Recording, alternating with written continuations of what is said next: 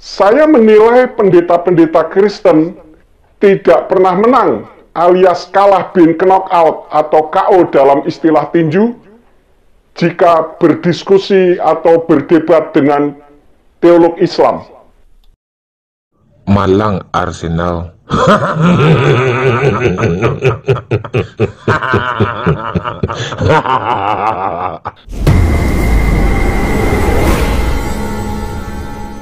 Ada pernyataan yang mengiris-ngiris hati nih teman-teman. Ada pernyataan yang membuat jantung berdebar-debar, bagaikan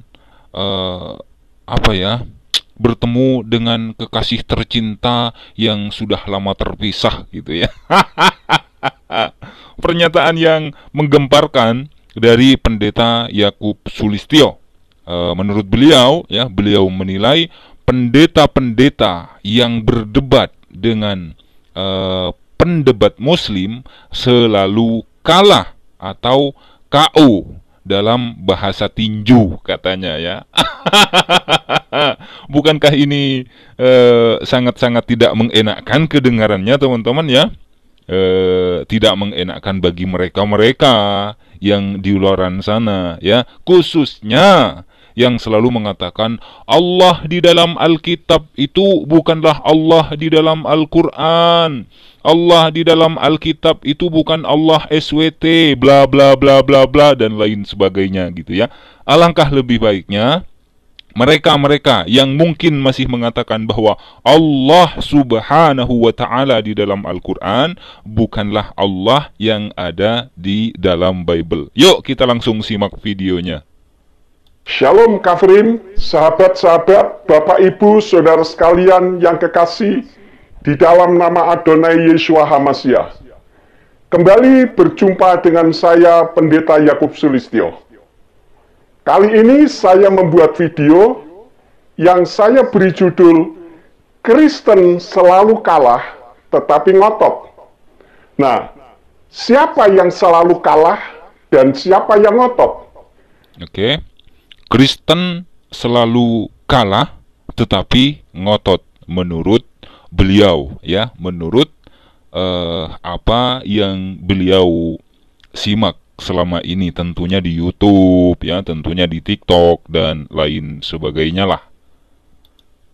Dalam masalah apa kok selalu kalah tetapi ngotot? Nah, yang saya maksud dalam judul ini adalah pendeta-pendeta Kristen yang jika berdiskusi atau untuk bahasa yang lebih serunya adalah berdebat, khususnya perdebatan masalah ketuhanan, saya menilai pendeta-pendeta Kristen tidak pernah menang alias kalah bin knockout atau KO dalam istilah tinju jika berdiskusi atau berdebat dengan teolog Islam. Namun anehnya tetap ngotot dan tidak berani mengakui kesalahannya. Dan dalam pandangan saya, hal ini sebetulnya sangat memalukan. Namun tetap ngotot ya, menurut beliau teman-teman, pendeta-pendeta khususnya ya, yang berdebat dengan pendebat Muslim atau teolog Muslim atau debater Muslim itu selalu kalah, tapi ngotot dan tidak mau mengakui kesalahannya ya. Saya cuma mengulang apa yang beliau sampaikan ya, saudara-saudariku ya. Sebetulnya hal itu bukan dikarenakan pendeta-pendeta Kristen itu bodoh, sama sekali tidak. Melainkan karena mengungkapkan kebenaran dari terjemahan kitab yang tidak benar. Menjelaskan kebenaran atau mengungkapkan kebenaran dari terjemahan kitab yang tidak benar. Wah, ini ngeri nih teman-teman ya.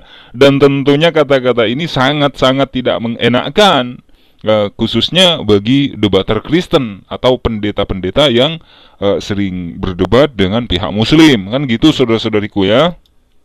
Yaitu dari terjemahan Yayasan Lembaga Alkitab Indonesia yang menerjemahkan nama diri Tuhan yang disembah oleh bangsa Yahudi dan sesembahannya para nabi yang bernama Yahweh telah diterjemahkan menjadi 4, yaitu 2 sebutan dan 2 nama, yaitu Tuhan huruf besar semua dan Allah huruf besar semua di kitab Perjanjian Lama, dan Tuhan hanya T-nya saja yang huruf besar, dan Allah hanya A-nya saja yang huruf besar dalam Perjanjian Baru.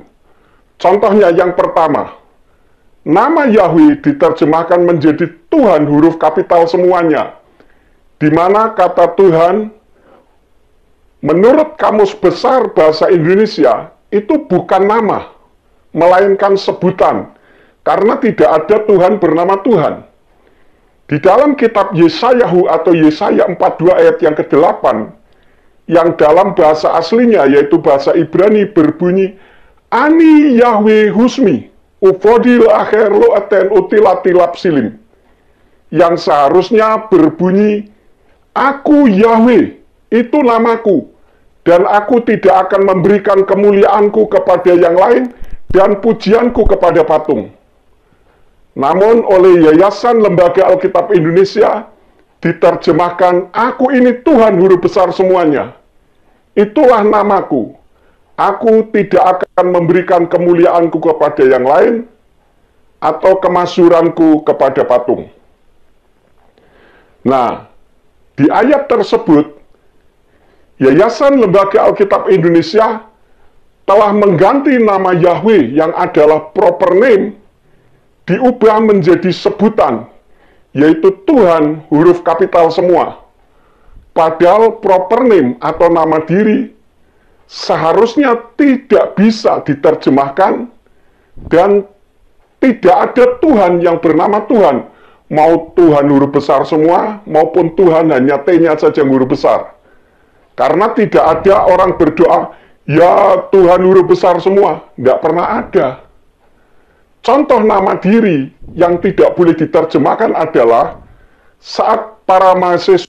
Oke teman-teman, ya, tidak ada Tuhan yang bernama Tuhan menurut Pendeta Yakub Sulistyo, ya, jelas dan jelas ini adalah pernyataan yang sangat pahit kedengarannya bagi mereka yang khususnya yang selalu dan masih mengatakan Allah di Al-Quran itu bukan Allah yang ada di dalam Bible, gitu kan.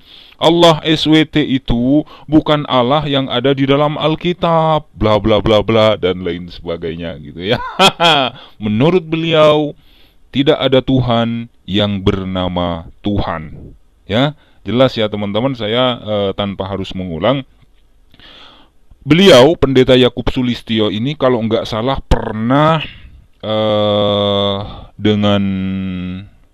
bertemu dengan Ustadz Menahem Ali pada saat ingin menemui doktor atau Pendeta Bambang Nursena, ya, khususnya untuk membahas nama Allah yang ada di dalam terjemahan Lembaga Alkitab Indonesia.